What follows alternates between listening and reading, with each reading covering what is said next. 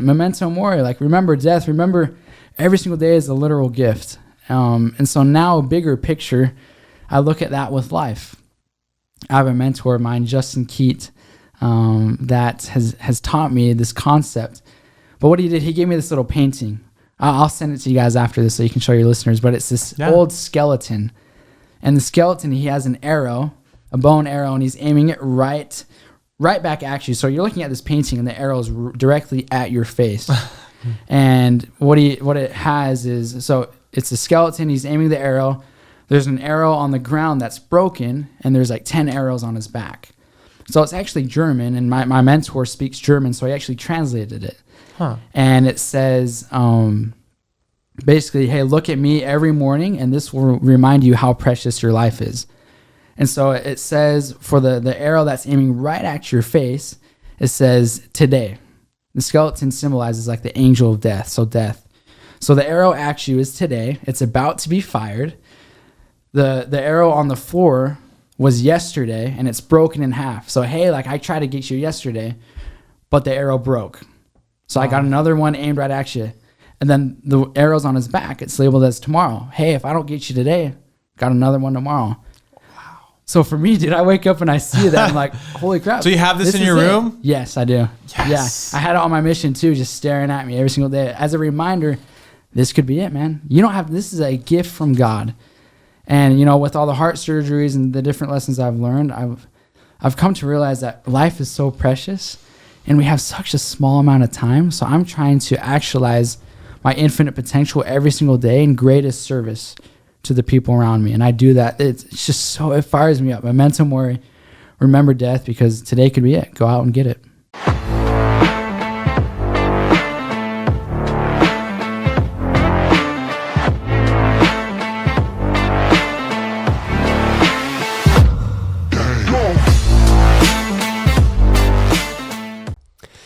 Today we had a very special guest, Kaden Terry, the youngest guest we've had on the Beyond Networth podcast. This kid is doing tons of stuff. What was the highlights for you, Ben? Yeah, I mean, the fact that he is thinking this big so young is just going to open up for a century of success. You know, it's just mind-blowing. And he opened up to us about some of the health troubles he's had, some serious ones, and the fact that that's changed his outlook on life so much. He's really big about fundamentals. He has good habits, and he's really open to learning, and he's accepting of failure, and he's just learned so much in such a short time. Yeah, he spends an hour every day just trying to learn from other resources, and I think you hit the day-to-day that he's trying to do, but it's cool to see how hungry he is. But he's going to go far, and he's into a lot of things, and I think you guys are going to really enjoy his story and the 3-4 businesses that he's working right now. So enjoy the show. This episode is brought to you by Big Storage Ventures. We are now inviting you to team up and partner alongside us. We bring our experience hunting storage deals and maximizing the self-storage asset to provide our partners with cash flow, tax benefits, and appreciation, all in one recession-resistant asset. Leverage our sister company, Big Ben's Moving Service, to fill your facility and give you an edge over the competition. Reach out to bigstorageventures@gmail.com or DM Big Storage Ventures on Instagram to team up. I'm so excited to have you on. I really want to get to know your story. Ben's talked a lot about you. You guys know each other, and I don't. And I would love to hear your story. And I know we talked before about a few things you've been through in your life and the impact it's had. So I feel like we got to just give the reins to you and take it which way you want to take it. But maybe give us that background unless you have any other thoughts on your business and how you got to where you are today. Okay. Yeah, for sure. So looking back, I've always been into business. Absolutely love it. I remember when I was 12, no, I would have been like 10 at this point of time.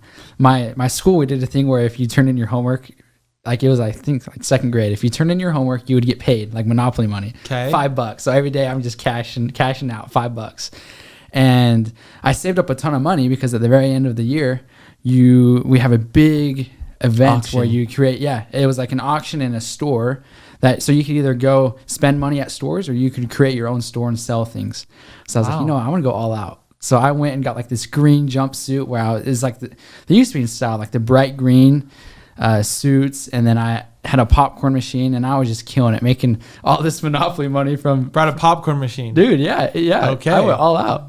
Yeah, it was second grade. Brilliant. And it was funny because I started getting like so much Monopoly cash from that I started buying the other stores out. Whoa. These little kids are like, no, so it's funny, like a smaller scale. I didn't realize it in the moment. But that's where I found my passion. I was like, okay, business is where it's at. Like it clicked for me.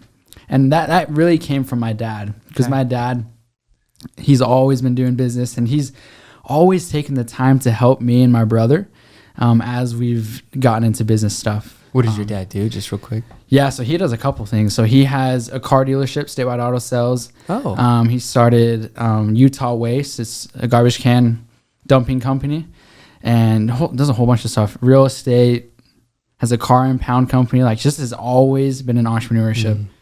And so it's cool because he's been so busy, but he always takes the time to teach my brother and I. And it's been so impactful because we've caught that vision and seen how much we love business as well. And so we've been able to learn so much from him.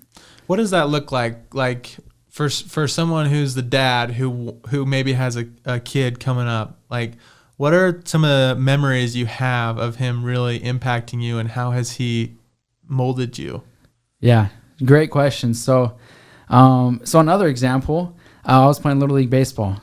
And back, we were talking off air about how big of a deal style is in baseball and swag, right? That confidence. Right. A big deal when I was 12 were these little necklaces that you would wear, and they match the color of your team. Okay. And my dad was like, dude, like you should order a ton of those from China for super, super cheap, because they're selling for like $30. He said, we can get them for $2 and sell them at Little League to your friends. And we just set up a little stand. So we did that. So he gave me the idea. I had some money saved up, and so I was able to do it. I think it was like $300, dude. We just put it all in. But he showed me the opportunity. He said, hey, you take it and run with it. But he still guided me along the way, right? So he helped me get in with the Little League president and get it all set up. And then I was selling these necklaces. Wow. Yeah. And I mean, his $1 per hour worth by that time was worth way more than what you could make off this little venture. But the fact that he said, hey, I want to teach my son how to run a small business, like even in Little League. Yeah. That's so cool. And how'd it go? Was it good? Yeah, it was actually really good. I made pretty good money. Probably tripled my money. Of course. Yeah. Yeah, it was legit. And I love my dad for that, because he's always taken the time to help my brother, because I think he finds a lot of fulfillment in that. And now, since we've learned those skills, now we're able to do stuff together, bigger scale. So it's really what matters, right? And if your dad could have used that time to make more money, it wouldn't have helped him as much as seeing his sons and his legacy now grow. So that's a big deal. Yeah. Tell me, and I've never heard the full story, but I know one thing that's impacted you was your medical trouble with your heart. Yeah. Right? How old were you when that happened? Yeah, so it's a long flipping process. I can go into the whole story. So I was about 14. And up to this point, you know, I've always been so active, playing baseball, doing business stuff, just running around like crazy. I was a freshman in high school, and I dropped my pen. I was sitting in seminary, and I dropped my pen on the floor, bent over to pick it up, and my heart started to flutter super, super fast, like crazy fast. So I tracked it. I actually had my Apple Watch on, and I tracked it. It went from 60 beats per minute just sitting there to 220 beats per minute at a snap of a finger, which is like ridiculous. Like when I'm working out or running a full sprint, it gets to like maybe 150, 160, but it got to 220 at a snap of a finger. So you saw on your watch. Yeah. Then your watch told you your heartbeat. Gosh, yes. And so it happened 4 or 5 other times the next couple of days, and it maxed out at 220. So I'm guessing it went even faster, and the Apple Watch just couldn't even track it. So I went to the doctor. They said, hey, like, we're glad we're catching this because you were born with a condition called Wolff-Parkinson's-White syndrome. It's where there's an extra electrical pathway in my heart that misfires and causes it to go super fast.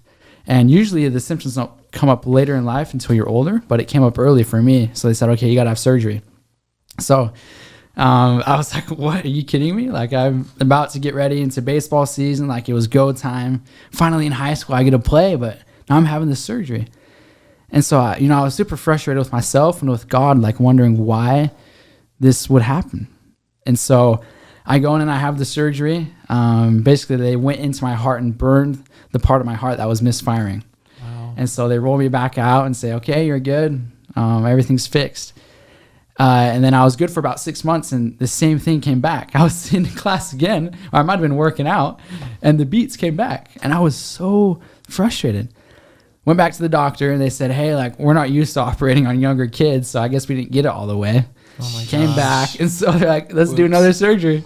Round 2. They wheel me in.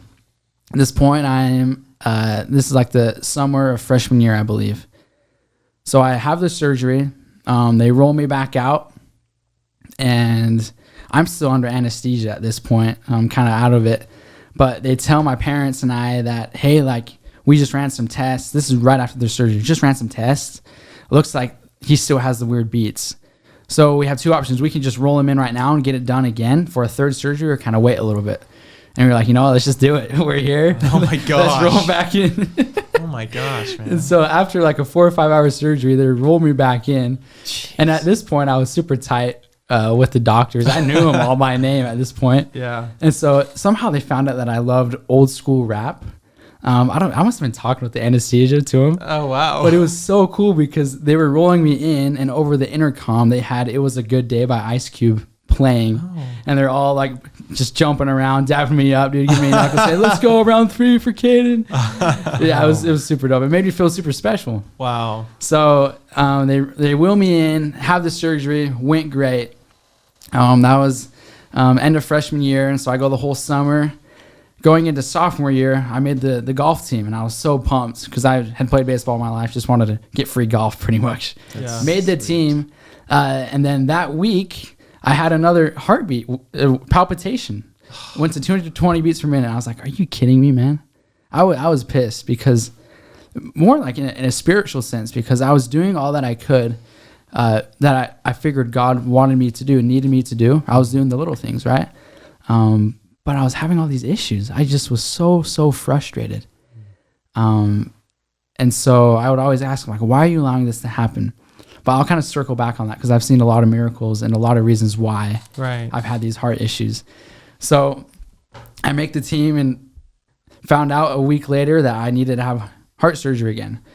And so I wasn't even able to play on the golf team. I had made it, and I was so frustrated. So they wheel me in again, 4th time, and had the surgery. It was successful, and it was great. Didn't have any issues. I was able to play baseball all through high school. I was first team All-State as a pitcher, left-handed. I was not a hitter. We were talking about it off air. My focus was pitching. Dude, it was amazing. I achieved all that I could have ever dreamed of with baseball, and I'm so grateful because of that. That even with my heart stuff, I was still able. God provided a way. Wow. Right? Yeah. And so I was fine, and I left on my mission to Seattle, Washington, right after high school. Was out, absolutely loved it. And I learned so many lessons from that mission that I can go into later if you guys want. But when I hit my 18, so as missionaries for the Church of Jesus Christ, the Latter-day Saints, we usually serve, it's anticipated for 2 years, right? And so I hit my 18-month mark, 18, 19 months, and I was sitting down, and those weird beats were coming back. And I was like, no way. Are you kidding me right now? Like, in a sense, I almost started to panic because deep down, I knew what was happening and that I might need to go home. So I was beyond frustrated because, I had given my whole heart and soul. I was in the zone. I was serving people, focusing on God. Absolutely loved it. Best time of my life. And then the beats came back. So long story short, my mom flies out to Seattle. We go to some doctor's appointments. Right before I went home, actually the leader of our church, David A. Bednar, heard about what was going on and was able to meet with me and talk with me in Seattle, which was unreal. Dang. Yeah, gave me a priesthood blessing there. And then we found out that I needed to go home to get tested some more. And so I got back in December, and I've been here ever since. I was not expecting to be home right now. Like, I shouldn't even be on this podcast. Wow. I should be wrapping up my mission. But basically, they had me wear this monitor for a couple weeks, and they saw that I had those weird beats still, but that I don't need surgery. Like it's just something that I'll deal with the rest of my life, where I can take medication. The medication kind of messed me up in the past, just made me groggy all the time. So now I'm just here trying to try other things, diet or different things. So, dude, but there have been so many lessons from those heart surgeries. So kind of backing up to sophomore year, when I had my second or third surgery, I was laying in bed recovering, right? And I thought, how can I turn this obstacle into an opportunity? What can I, because I'm just laying here, man, I got to do something. Yeah. And so I had always been intrigued by habits of successful people and their mindsets and what they do differently, right? The kind of the common denominators. Which is so rare as a sophomore in high school. Like, I mean, I don't know about you, but I didn't even think about business until I was done playing college football. Like, other than that, it's just like you're trying to, your mind's on other things, really. You know what I mean? Yeah, so which it definitely was. It's really rare that in high school you cared about this at all. It's awesome. Yeah, and once again, that came from my dad, right? And I still cared about those other things for sure. But I was laying in bed like thinking, how can I learn more and how can I just use this as fuel for my growth? And I'd always loved podcasts, and I actually listened to a podcast, and the guy was saying like, hey, like, anyone out there, you should start your own podcast, because think about it, you can use it to learn from anyone in the world, like top people that you look up to. You can use it as an excuse to get into the room with them and talk, right? And learn from them. But not only that, selfishly, I kind of did it for me at first, but now it's grown into a bigger thing to where I help young hustlers actualize their infinite potential that they have inside of them, right? My job is just to help them unlock that by bringing guests onto my podcast. The Psychology of Success is what it's called. Had Ben on a couple weeks ago. You do a great job with the show, by the way. Appreciate it. Yeah. Really well done. And so that podcast was grown out of an obstacle. I tried to flip that obstacle into an opportunity, and that's how the podcast was born. So that was just one lesson I learned from these heart surgeries. Wow. Amazing, man. I mean, just the optimism, the maturity at such a young age to look at it that way, right? It's just one thing to be able to survive something like that, but to flip it into a good thing, it's pretty special. So I want to ask, like, we talked about your dad, right? And how he helped you get this mindset at a really young age, but I still want to just emphasize one more time how mind-blowing it is that you're doing all these things. So Kaden has Bin Blasters. He's basically owns this trash can spotless cleaning company. He has a Psychology of Success podcast. He has a tiny home venture we want to talk about. He has all this stuff going on, and it's like, so you came home from your mission how many months ago? 5. We're talking months. We're talking like months home from a mission. 5 months. I don't know if you understand accomplishing that in 5 months home from a mission is unheard of. I've literally never met anyone like that. So I think you probably, like you said, you have the Young Hustlers Club that you kind of appeal to that audience. So speak to someone who's just getting going, someone in their 20s. I mean, I would say teens, but that's just very rare. But someone in their early 20s, you have almost a century of success ahead of you. Like, what kind of things are on your mind as you're setting up the framework for your life that you're trying to make sure you have your life set up the right way right now for a lifetime of success? Ooh, dude, that's good. So I think it's important to pause and look at the big picture. Yeah. And I appreciate you saying that, dude. Like, it has been such a grind. And a lot of, like, the stuff we have going right now kind of started a little bit before the mission. The podcast. The big help has been my brother Kyler and my dad, because we're trying to do everything together and keep that family and that partnership going. And so they've been a huge help even when I've been gone. So that's kind of what we're doing with Bin Blasters. Kyler got it going for a month or two, and then he's leaving on his mission to the Marshall Islands, like middle of nowhere. He's not even going to have phone service. And then what a sacrifice. Yeah. Just to pause, not to digress, but just the fact that he started a business and he's leaving it all behind, trusting it with you guys, and he's going to focus on something totally different. But that's the vision. That's the vision, is that I'll take care of it and I'm going to explode it, because he did the same thing for me in our tiny homes, right? Wow. Yeah. And so it's a special relationship that we got going. But so back to, it kind of like cultivating your dream life, right? Is kind of what you're asking. Like, what's my vision? Like, what am I going to do now to set that up? Yeah. What are the kinds of things you're thinking about that other people your age need to be thinking about? Yeah. Okay, dude, a big one is expect failure. So like, and just learn from it, because I've had so many failures. For example, like, so I flip cars on the side as well. Yes, I left that out. I couldn't list off every business. Sorry. Yeah, dude, so I flip cars on the side. Very first car, my dad has a dealer's license, right? And so he lets us use it. Yeah. To just go onto the auction. And he said, you guys go figure it out, because I've never done it. You figure it out. So Kyler and I, we find this Tundra, my brother Kyler. And we're like, dude, let's get it. This is sick. And so we buy it, just like jump on it. It was like $5,000. We get to it, fly all the way down to California. The thing doesn't even start. We get a mechanic to come look at it. He doesn't know what's wrong with it. So we have to fly back and pay for it to be transported again. So long story short, we had that Tundra for over a year, and we lost probably $3,000 or $4,000 on it. Wow. Our very, very first car we bought at the auction, one is because it had a whole bunch of different problems that we didn't have the eyes to see. But once we ran into that failure, then we knew exactly what to look for and exactly what not to look for.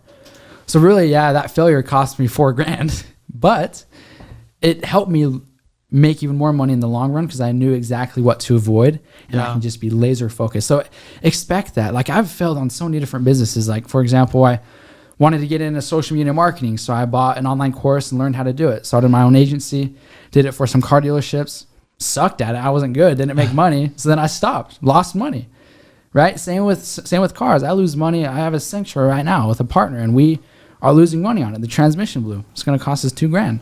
So what? Now I could know have warned you. Yeah. Yeah. Don't go with real. the Nissan Sentra. I had a transmission blow too. See? Yeah. And so for me, I've turned it into a game, almost like, okay, I fell. So what? What do I learn from this? And how am I going to use it as fuel for my growth? Yeah. So that is one thing for sure to focus on if you're young and wanting to get into business. Like, expect failure, man. And you can play that way, right? You have a good support system. Yes. Even if you don't have a good support system and you're young, you still have time on your side. Yes. So you can play, you can, if you can change your mindset and perspective to think of it more like a game, you can play harder, right? Because you're not scared about what might be on the line. Dude, and that's what I love. I think we talked about that on my podcast. Yeah. Being young, like, I'm not married, I don't have any kids. So like, screw it. I'm going to go all in. I'm going to risk, because I'm 20. I still got time on my side. I'm just trying to learn all that I can. I'm dipping into a bunch of different industries to find out what I'm good at and what I'm passionate about, and then going all in on that. So, but that's one thing for young hustlers. Another thing is doing the little things every single day, showing up. I call it the fundamentals. So every single day I try and dominate the fundamentals. In baseball, you guys played football. There are little things that you do every single day in practice that suck, that are easy, but they suck because they get boring. Fielding ground balls, hitting off of a tee, doing tackling drills. It's this boring stuff, but compounded over time, you get incredible results. So for me, I have fundamentals that I do every single day that are non-negotiable. We got to hear them, dude. Yeah. Okay. You want to hear the routine? Yes. So once again, this is not perfect. I don't do this every day, but this is the vision. This is how I lay out my day. Yeah. So I wake up usually around 6 or 6:30, head straight to the gym. So that's my trigger. Waking up, go to the gym. I lift for an hour, and then on my way back, I'm listening to some kind of podcast or online course so I can get better and actualize my potential. And then when I get home, I'll read my scriptures for about 20 minutes. Then right after that, I write my goals for the year.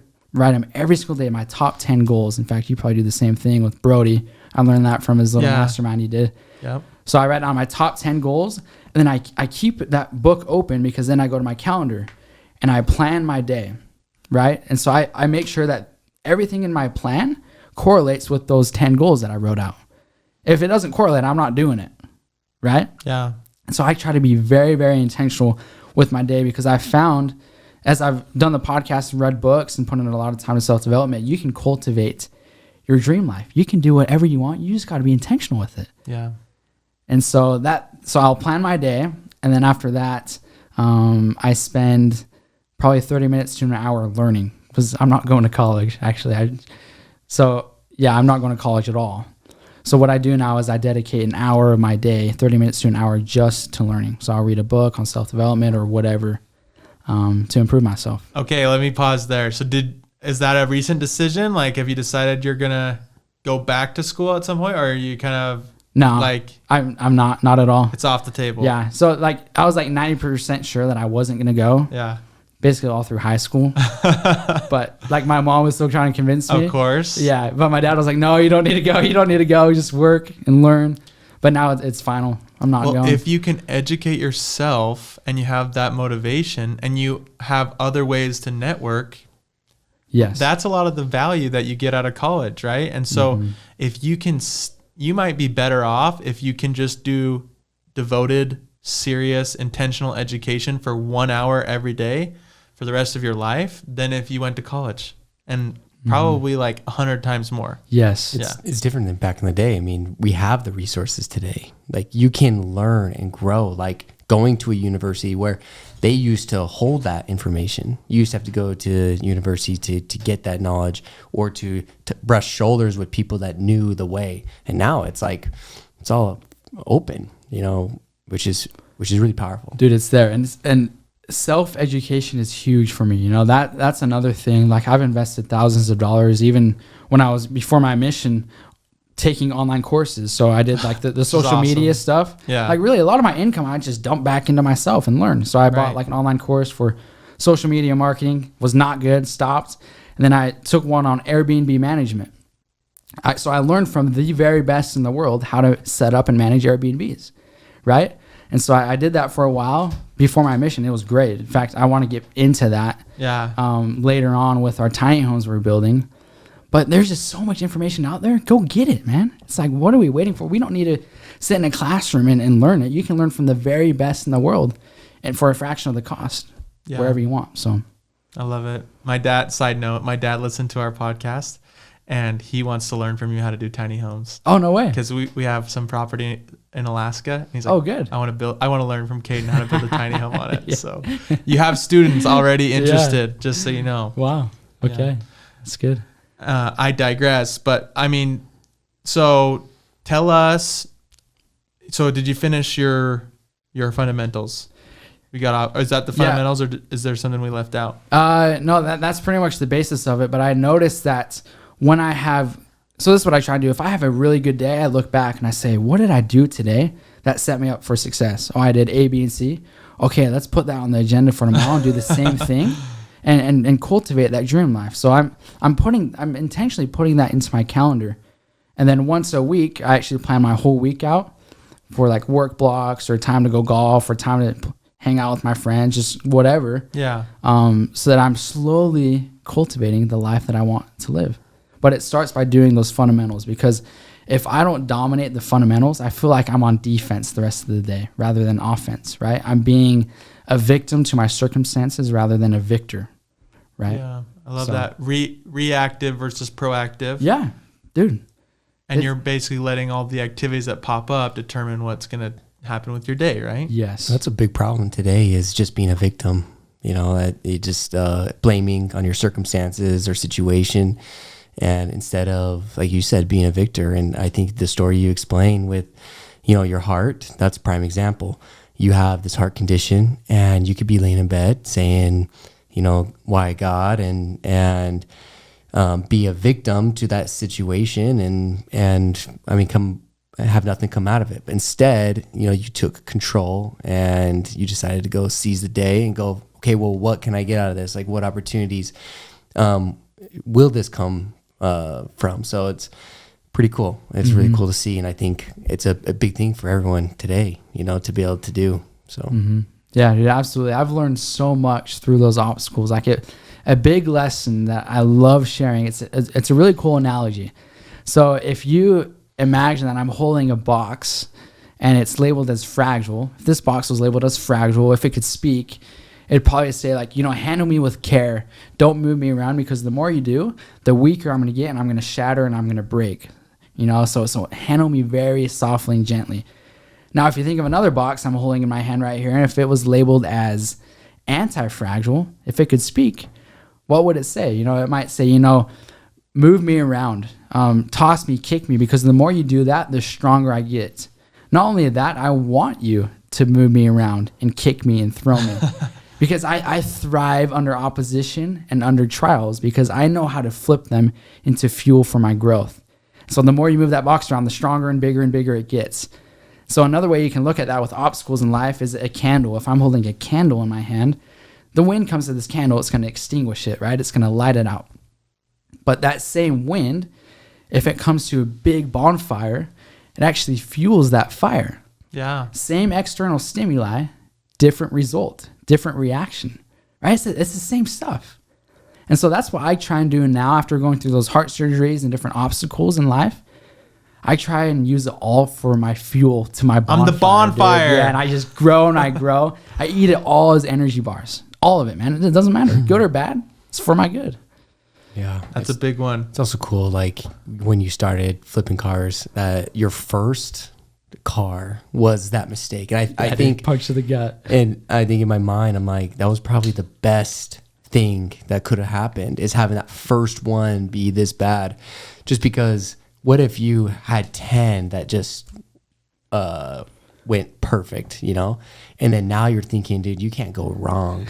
And then you lose 100, you know, at cars it's not that much money, but then you lose it bad one time, like even more than $3,000, because you think that you're perfect. You haven't learned those lessons that could prevent you from failure or bigger failure. So pretty cool, you know, but you have that mindset, and you're taking those opportunities and using them to leveraging them to grow and be better and be successful. Yeah, dude, it's been fun. It's been quite the learning process for sure. So you still flipping cars right today, just on the side? Yeah. Yeah. So I'll just get them either on Facebook or through the auction online. But I just do like 1 or 2 at a time now, just for some side money. So whatever I'm driving, I just flip. Yeah. Right. Yeah. I love it, man. Yeah. Tell us about kind of the role you play in each of your businesses. Okay. Yeah, for sure.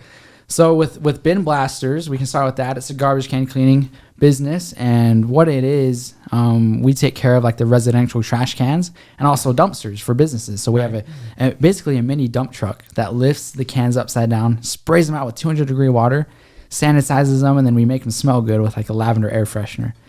So my role with that company, I'm partners. I've got 4 different partners. So me and my dad, Steve Terry, and then Kyler Terry, my brother, we got it going.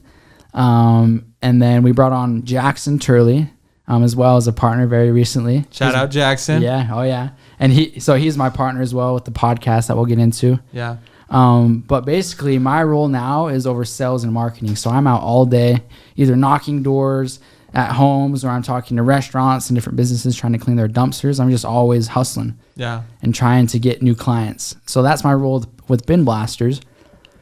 And then with the podcast, I started that almost 5 years ago now, when I was a sophomore in high school. Never made money from it. It's just more to learn from people, right? Yeah.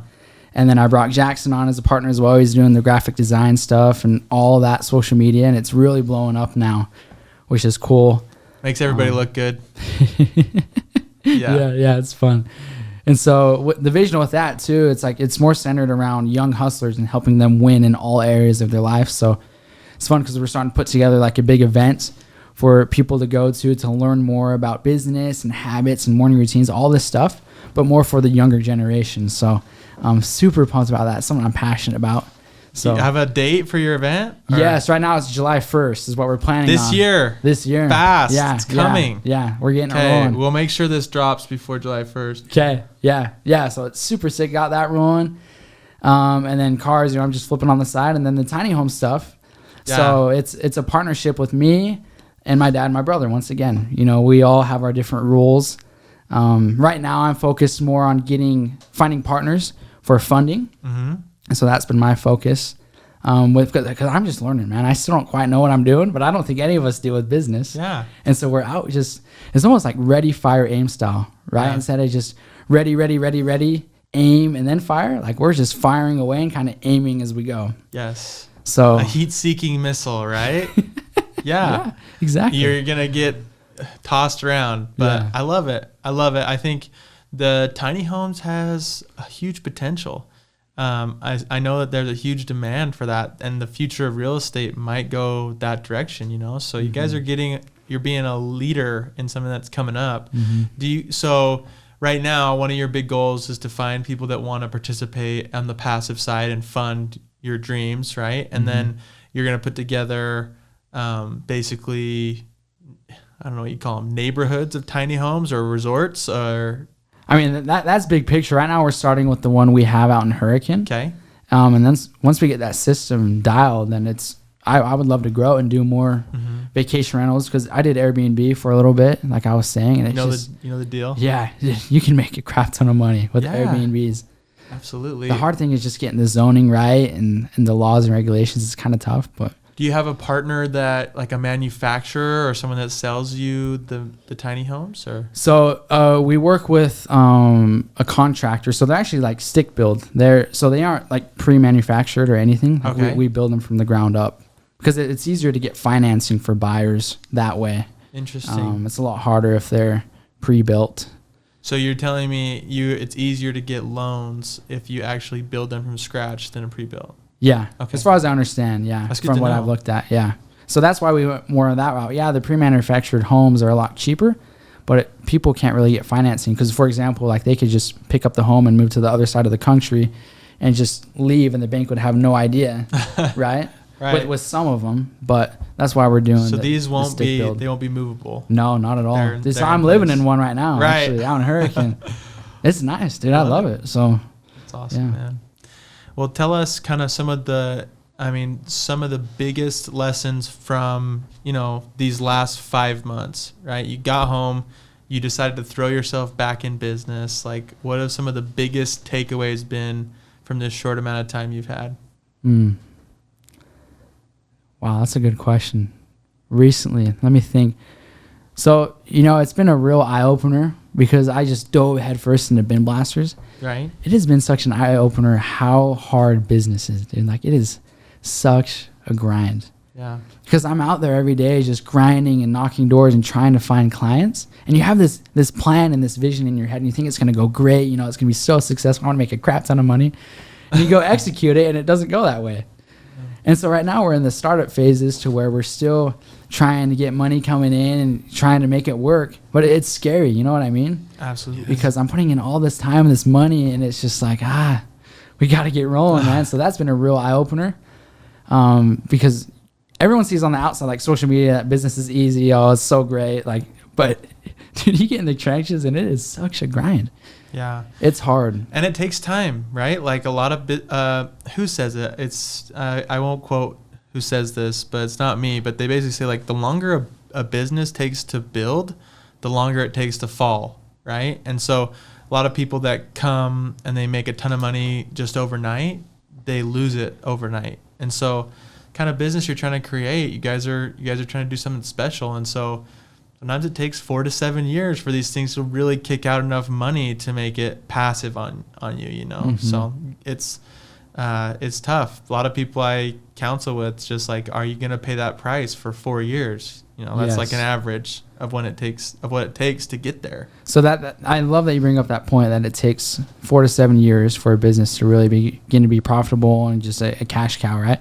So like when I got back from my mission and I was diving into bin blasters, I tried to get it to where I could just set up a team and kind of step back.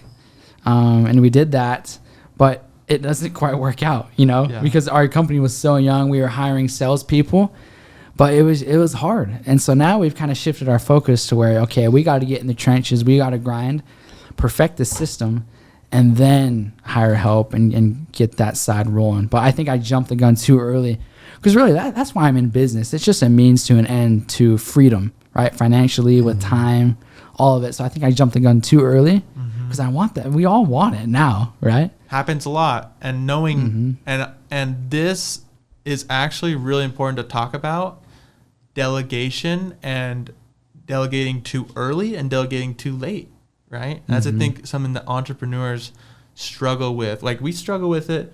Like, we brought up, bringing more people into Big Storage Ventures just yesterday. Like, okay, are we delegating too soon, or are we delegating too late? Should we have done this a long time ago? And I think it's something you're going to grapple with, because no one wants to be, you learn about the art of delegation, and you want to pass stuff off, but also you learn this lesson where sometimes if you delegate too early, then the business suffers. You have to backtrack anyways. So I think it's a fine line. I'm not It's- saying I how have do the you, answer. Yeah, because I was going to ask, how do you know where that line is? I think we're all trying to figure it out, but I think when you experiment, and a lot of times you do have to backtrack, and I think it's all just testing sustainability, right? And it's testing, is the business healthy enough to support this? Is the business ready for this, right? And I think we've talked about this before, just how I started with the moving company just exactly where you are. So it's really fresh, like yeah. literally doing every role. There wasn't a role I didn't do, and how just every year I gave away one hat. Like I was wearing every hat, and I gave away a hat a year. You know what I mean? That's all it really is. And then finally you just have when you're an executive and you have enough to go around, and there's a pie to share. I think you have to have a pie that's big enough to share first, you know, and that could be on a just administrative budget type of thing. Does that make sense? Yeah, totally. So I love that comparison, just giving your hats slowly, yeah, right? Your different roles. yeah. But you're there doing it all at first, right? And it's just- yeah, absolutely. Yeah. And I've seen people that they see what I have, right? They see how like I have a lot of stuff delegated. Not everything. I still have to go back and tune stuff up, and they see that, and in year one, they try to pass off all the hats. And it can be done, but you have to pay a lot of money to pass off an important hat. Mm-hmm. So if you don't want to pay a lot of money to pass off that hat, you have to wear it until you have it. You know, does that make sense? Yes, totally. So, and that might be something you can make a business plan off of. Sometimes you can't. I mean, cash is extremely important. It's the lifeblood of a company.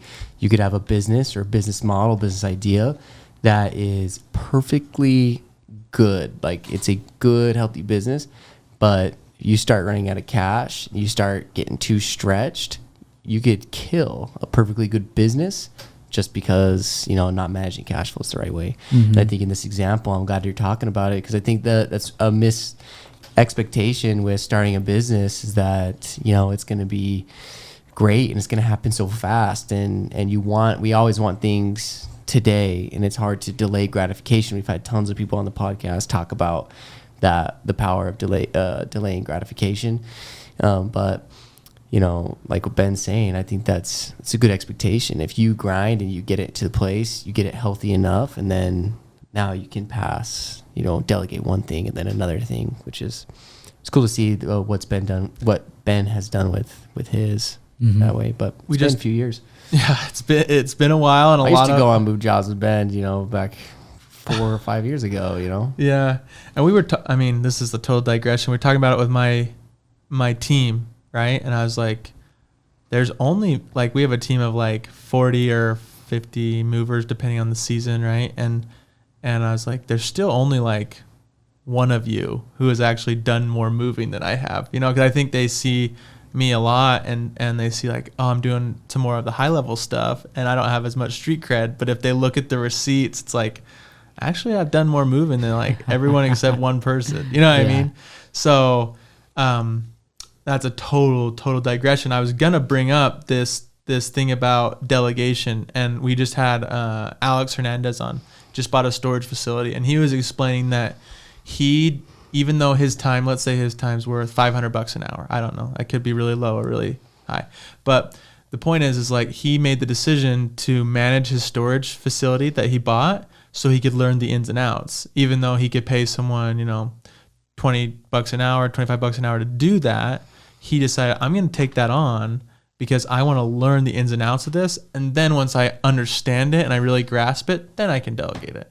So that was kind of a good philosophy that was eye-opening and a good reminder for me too. Yes. I want to bring something up I heard from Hank Smith. John, by the way. He was talking about appreciation to expectation to demand, and how sometimes in life we start with appreciation, like with a job, like I really appreciate this. Then over time you start to expect it. And then if you don't keep yourself in check, you start to demand it. And I think once you start getting into that mindset, you'll start getting very unhappy, and things can collapse and fail. So I thought that was kind of cool. But as far as like, you're mentioning, people, they might be like, sometimes when you work for somebody, hopefully you can keep that appreciation instead of switching to like, I expect this, or then I demand it. Like I demand certain things, but I thought that was interesting insight for business, but. Absolutely. Yeah, totally, dude. It's important to show your team love, right? And just keep them going. Because it's easy to get stuck in the day-to-day and get frustrated, but still got to show them that love. Yeah, our teams are everything, literally the lifeblood of what we do, right? And that's why I've kind of had this mindset shift over the years of just like give as much as you can. Go ahead and give, because you have to do it to keep businesses together. So Totally. I'm excited for everything you got your hands in, man. Yeah. This has been a lot of fun. I mean, we usually like to do like a takeaway. I mean, today I've learned so much. I think so many people can look at you. Now you just broke our record for the youngest guest to ever come on Beyond Networth Podcast. Nice. So it's got to feel pretty good. But there's just so much that people can look at you and say, man, if I could live a little bit more like that and live the fundamentals and have that perspective, that optimism, and that faith to go try stuff. But what would you say is something universal, that a trait you have or a lesson you've learned that if everybody could apply it in their life, they'd be better off? Well, I appreciate that, Ben. It's been a pleasure being on the podcast. That question makes me emotional hearing that. Because there's just, for me, the biggest thing is realizing how precious life is and how big of a gift it is. So there's a phrase I live by. It's called Memento Mori. So this is Latin for remember death.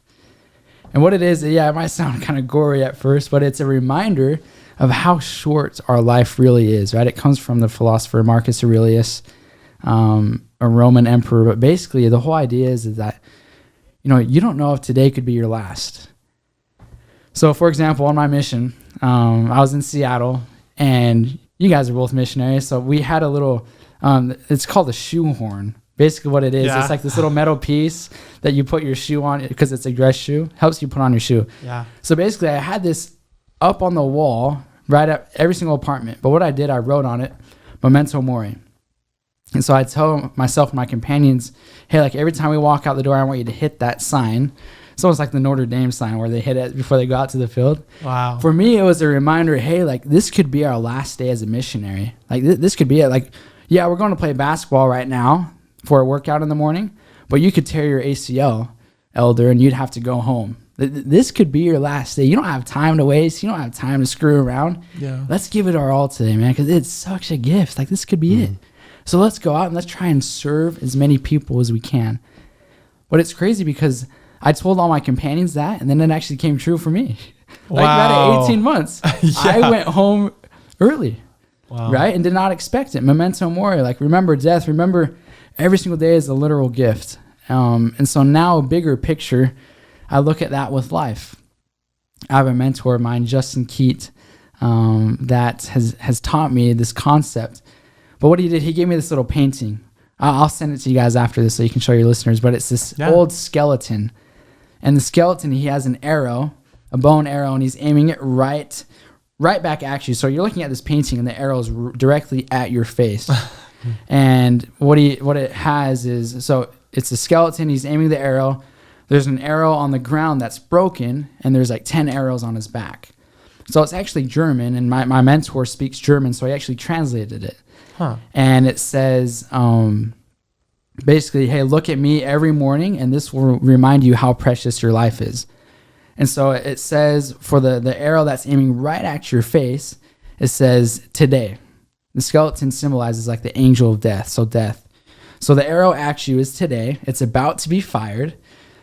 The arrow on the floor was yesterday, and it's broken in half. So, hey, like I tried to get you yesterday, but the arrow broke. So I got another one aimed right at you. And then the arrow's on his back. It's labeled as tomorrow. Hey, if I don't get you today, got another one tomorrow. Wow. So for me, dude, I wake up and I see that. I'm like, holy crap. So you have this in your room? Yes, I do. Yes. Yeah. I had it on my mission too, just staring at me every single day. As a reminder, this could be it, man. You don't have, this is a gift from God. And, you know, with all the heart surgeries and the different lessons I've learned, I've come to realize that life is so precious and we have such a small amount of time. So I'm trying to actualize my infinite potential every single day in greatest service to the people around me. And I do that. It's just so, it fires me up. Memento Mori, remember death, because today could be it. Go out and get it. Man, that's powerful. I think you need to make that skeleton the mascot for Young Hustlers. Yes, There's like an arrow pointing, like that's a really good motto. That's a good idea. Yeah. I believe in it, man. I've said that if you just listen to the Tim McGraw song "Live Like You Were Dying," you don't need any other TED Talk than that, dude. It's that simple. Yep. And I even this last Sunday, I teach the deacons in my ward, and I gave them I gave a Mother's Day lesson.